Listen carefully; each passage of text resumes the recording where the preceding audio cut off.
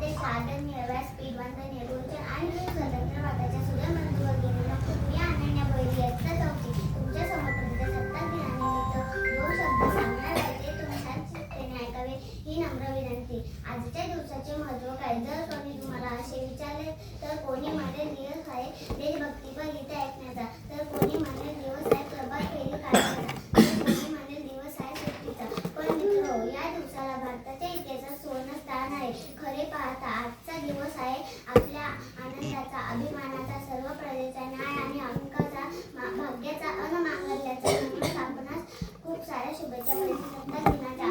आपला भारत देश 15 ऑगस्ट 1947 रोजी इंग्रजांनी जुलमी राजवटीतून मुक्त झाला.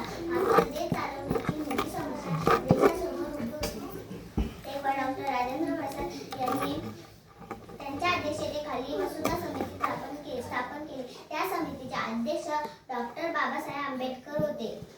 त्यांनी संविधानाची निर्मिती केली.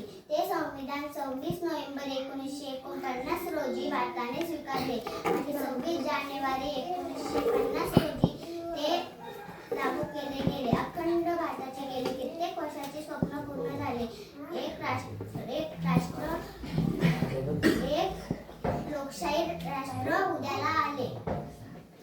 भारतात अनेक जातीपाती, प्रांत, पंथ